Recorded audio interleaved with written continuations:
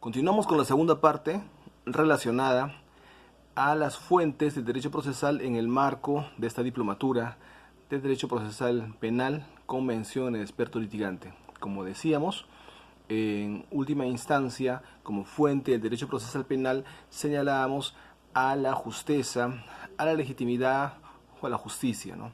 Y la razón estriba en que no necesariamente por el hecho que el derecho procesal penal se encuentre enmarcado en lo que señala el derecho penal y a su turno en lo que también abraza la constitución política en el marco de un Estado constitucional de derecho, no es suficiente, pues en tanto que lo que debería más bien sostener o contener es un halo o un espíritu de justicia, ¿no? Que no necesariamente es abrazado por la constitución política. Y al respecto cabe hacer unas referencias respecto, digamos que de la evolución, ¿no? de los sistemas jurídicos para poder arribar finalmente al estado de justicia, ¿no? Es al que nos estamos refiriendo, ¿no? Sin que con ello querramos decir que para poder arribar o cuando supuestamente se llegue a obtener o a conseguir esa calidad de estado de justicia, como punto final, y que tengan que pasar mucho tiempo para ello, significa que mientras tanto no podemos hacer nada y nos tengamos que solamente atener a lo que dice el Estado Constitucional de Derecho.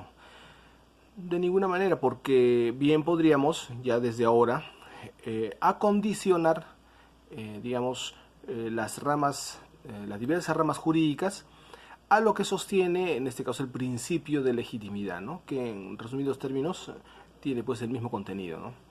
Entonces hacemos referencia a la evolución que le estaba refiriendo. En principio pues tenemos el estado de naturaleza, es el estado de la mano propia, justicia por mano propia, la ley del talión, ¿no? El ojo por ojo, diente por diente. En ese sentido tenemos que en ese instante inicial, no solo del derecho peruano, tenemos que no existía una ley, ¿no? necesariamente entendida como tal, sino que había la acción privada, ¿no? O sea, cada quien aplicaba su propia ley, entre comillas, ¿no? Posteriormente, ya con el pasar de los tiempos, es que arriba el derecho, el Estado de Derecho, ¿no? ¿No? Que estaba vigente hasta incluso hace como 20 años, ¿no? Sí, se hablaba todavía del Estado de Derecho, ¿no? Era aquel estado donde ya no valía lo que cualquiera o cada persona decidía que tenía que ser validado como tal, ¿no? Como ley, sino en este caso en el Estado de Derecho ya había una asunción, digamos, formal del Estado para poder determinar las leyes a partir de las cuales se iban a, someter o tomar como lineamientos para poder actuar en las sociedades, ¿no?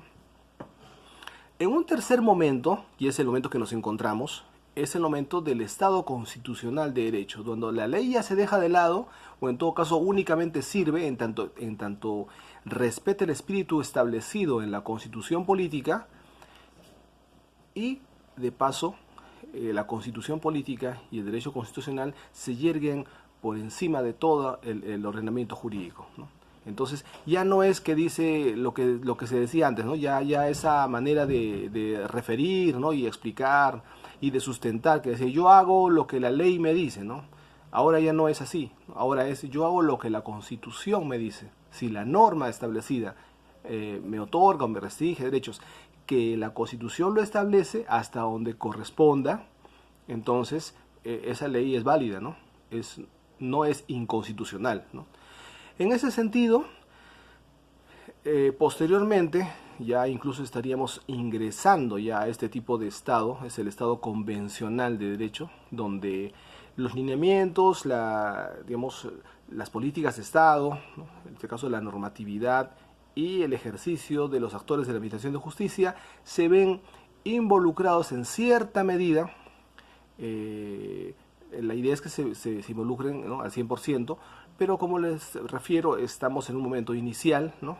Donde en este caso los lineamientos de la Convención Americana de Derechos Humanos cobran importancia, ¿no? Finalmente se hacen valer en la práctica, ¿no?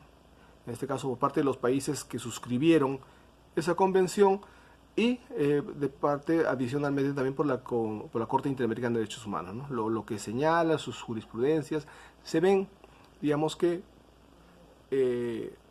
digamos, obligados a sintonizar o adecuar la legislación interna o las decisiones internas de cada país a efectos según lo sostenido, pues, ¿no? por el derecho convencional, ¿no? El examen de la convencionalidad. En siguiente, digamos, escalón tenemos pues al Estado restaurador de derecho. Es un Estado donde los lineamientos y las políticas de Estado están orientadas básicamente en torno a lo que refiere en este caso la justicia restaurativa, ¿no? Entonces vamos más allá, hay una protección mayor, ¿no? Poco a poco, ¿no? Del derecho, de la ley, que era el Estado de Derecho, pasa al Estado constitucional de Derecho, del Estado constitucional de Derecho al Estado convencional, del Estado convencional al Estado restaurador. Y en este Estado estamos hablando ya de una restauración, en este caso completa, integral, ¿no? Estamos hablando de algo mucho más objetivo, pero no completo, porque digamos lo que acá se postula es que se prevalece, en este caso, las relaciones humanas, para que no haya una animosidad, ¿no? de confrontación, ¿no? Y además que también se sostenga el hecho de que no haya reincidencia, aunque de repente la manera de que se restaure no sea la necesariamente establecida o la correcta, ¿no? O la que corresponda, ¿no? Entonces, ¿a qué vamos? Vamos a que en el derecho, digamos, en la justicia restaurativa y en su caso el Estado restaurador de derecho, se habla mucho del estado emocional, ¿no? Entonces, a contraparte de lo que es el Estado de repente de derecho o Estado constitucional incluso, ¿no? Donde en este caso el sujeto activo es condenado, es encarcelado, pero nunca pide perdón, nunca se arrepiente. Y muchas veces, en este caso el ofendido, el agraviado, básicamente qué es lo que quiere, ¿no? También, adicionalmente, ¿no? Quiere el arrepentimiento, quiere el pedido de disculpas, ¿no? De satisfacciones, pero esas nunca se dan, ¿no? Nunca se dan. Pero a ciencia cierta tenemos que decir que no es suficiente ese estado restaurador de derecho, en tanto que lo que corresponde más bien es arribar al estado final, que es el estado de justicia. Aquel estado de justicia donde las líneas a seguir, en este caso a través del jus imperio, ¿no? El caso de la punitividad a cargo del Estado, se torna no solamente en materia penal, ¿no?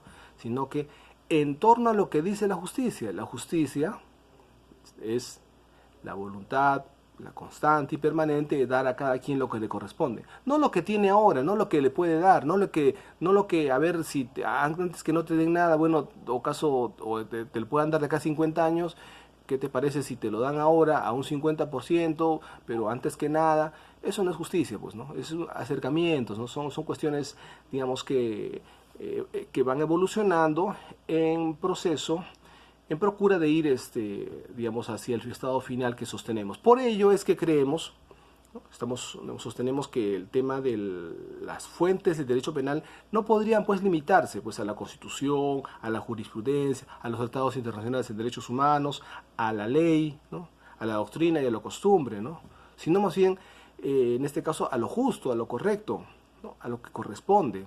Entonces no podemos pretender validar, por ejemplo, que haya situaciones donde hay un proceso, unos plazos o actuaciones que contravengan, ¿no? El sentido de lo justo, ¿no? de lo que corresponde, ¿no? En ese sentido, pues, consideramos que también la justicia es una fuente del Estado o del derecho procesal penal.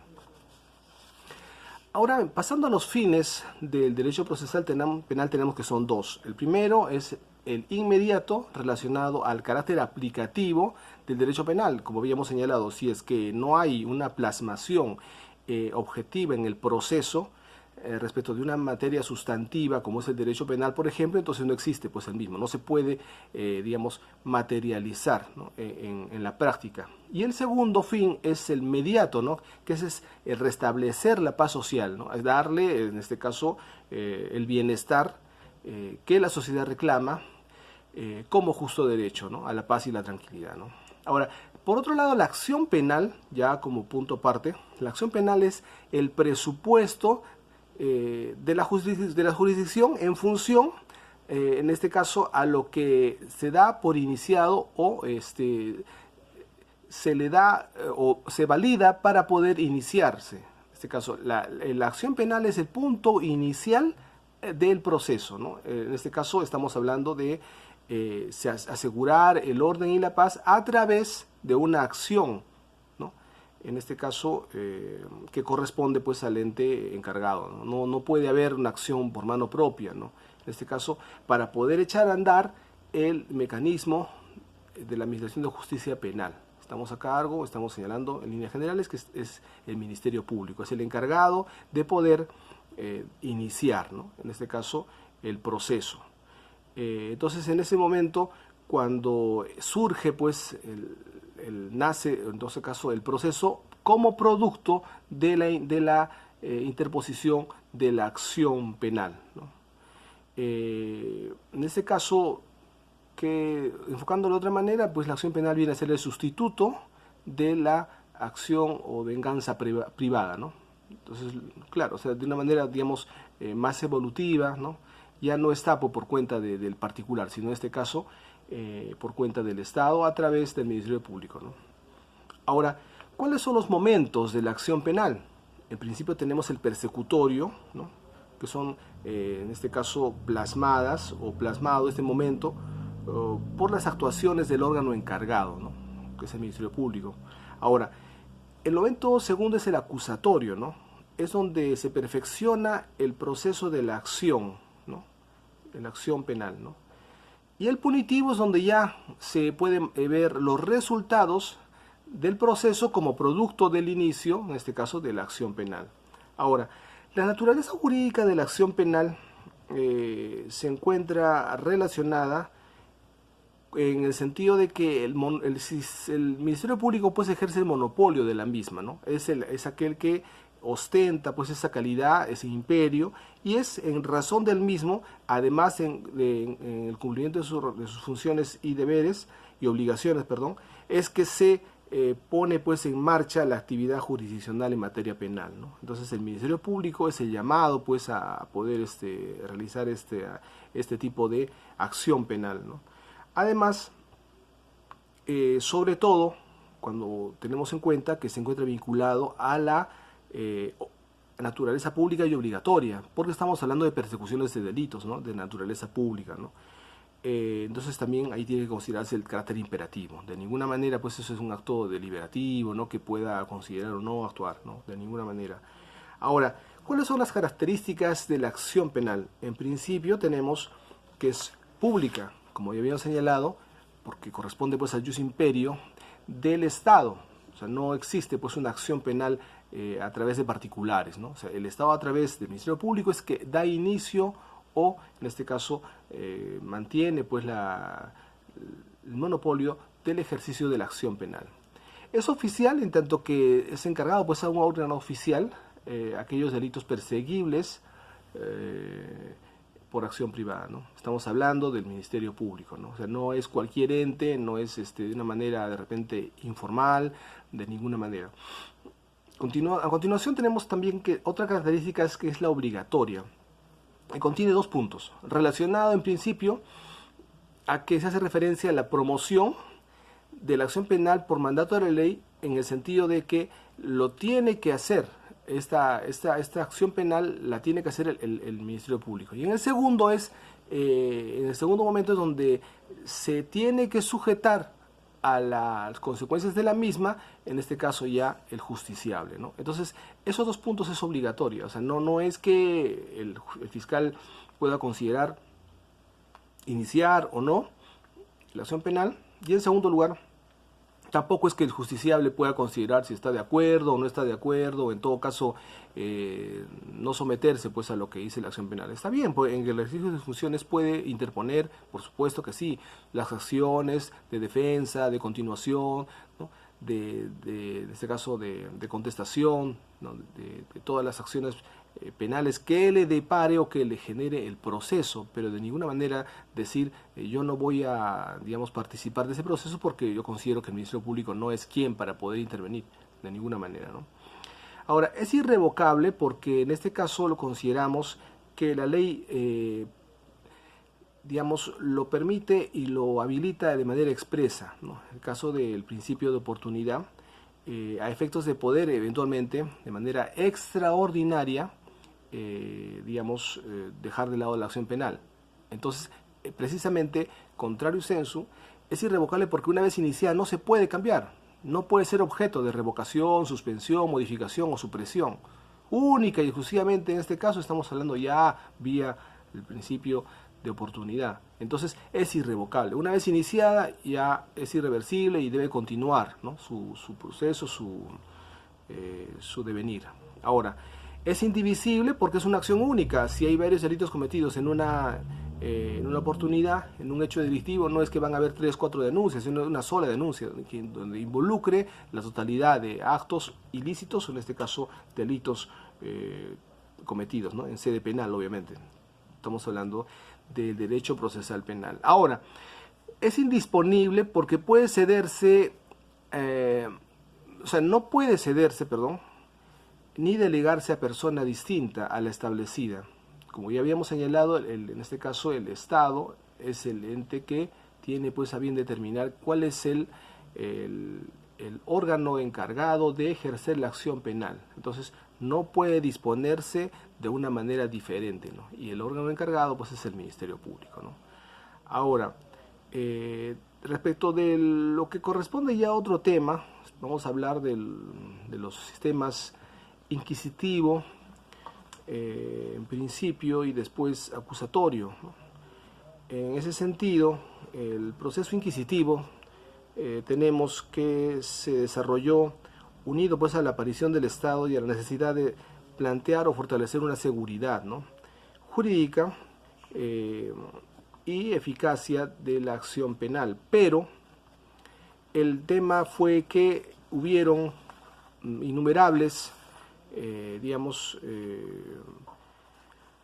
vulneraciones, innumerables situaciones que digamos, conllevan a determinar que el sistema inquisitivo pues estaba fundado más bien con otra perspectiva, ¿no? Estaba más bien centrada pues en utilizar el sistema centrado pues en el secreto de la centrada pues en el secreto de la instrucción, en la utilización de tortura, los poderes omnímodos del juez, los logros y avances del sistema fueron poco a poco en su momento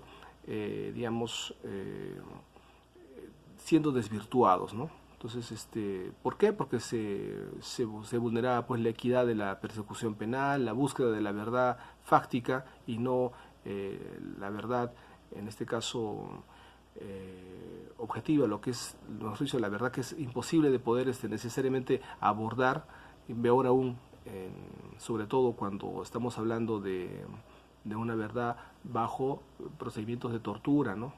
O de vulneraciones de derechos. Entonces, la verdad material es la que debe tener prevalencia, ¿no? A la que se puede demostrar en el proceso de manera objetiva o fáctica.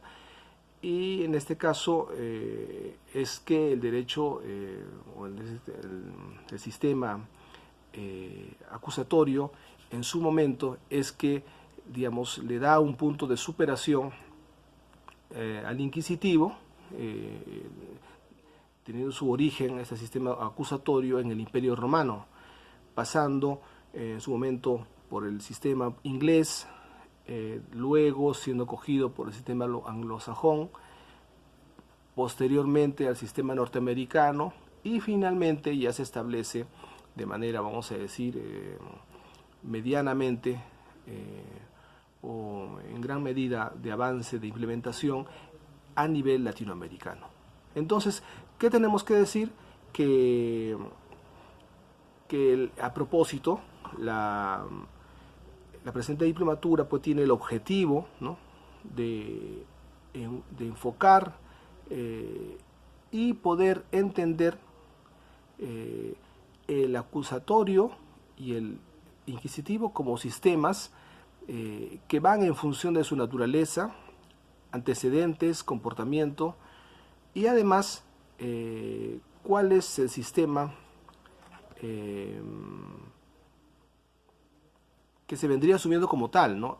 Porque se entiende que lo que estamos hablando acá es un sistema acusatorio que está imperando, ¿no?, que está imperando en el desarrollo a nivel Latinoamérica. Sin embargo, en la práctica no necesariamente se estaría llevando a cabo así, ¿no? Lo que corresponde más bien es tener que hacer una serie de reparo y señalar que se estaría más bien prevaleciendo o priorizando el sistema pues imputativo, ¿no?, desnaturalizando pues el sistema acusatorio. En ese sentido, la California Silicon Valley School of the Law, San Francisco, Estados Unidos, hace la salvedad de los distintos sistemas como en este caso el Common Law en cuanto a sus instancias, para proponer una homogenización de la naturaleza y aplicación del sistema acusatorio como producto del consenso internacional de los sistemas de Latinoamérica, en este caso los sistemas jurídicos, inspirado en este caso en el anglosajón, ¿no? Estamos hablando de los orígenes y el verdadero sentido de lo que es el sistema acusatorio, para la adopción de unos estándares para el manejo de las evidencias en sede probatoria penal. Ello a efectos de garantizar la saludable aplicación de los mismos, la valoración de las evidencias y además los temas relacionados a la prisión preventiva, ¿no?, la efectiva protección de derechos fundamentales, ¿no? Dichos estándares contendrían pues la regulación de la sospecha favorable o razonable, la causa probatoria, la doctrina del árbol envenenado, las advertencias Miranda, entre otros, los que deberían tener pues, ¿no?, un principal, digamos, manejo correcto por parte de los actores de la Administración de Justicia, a efectos de garantizar la objetividad y fidelidad del vigente sistema acusatorio.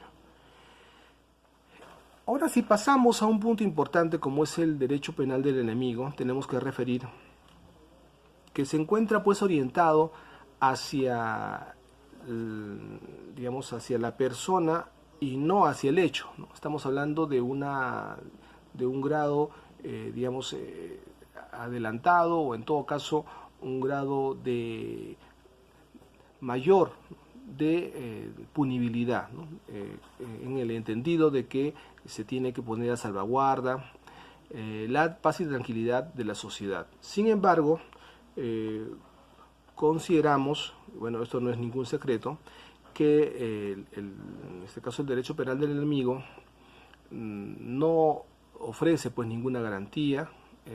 Estamos hablando de que se crean nuevos delitos, ¿no?, en este caso ya ha ocurrido, se incrementan las penas y se considera que las medidas radicales son las necesarias para poder enfrentar la criminalidad en procura de la paz social, lo cual no es correcto. Tenemos que también señalar que en este caso la tendencia es más bien contrapuesta, ¿no?, en este caso del sistema garantista, ¿no?, orgánico, ordinario digo, o liberal, o del ciudadano, ¿no? En ese sentido hay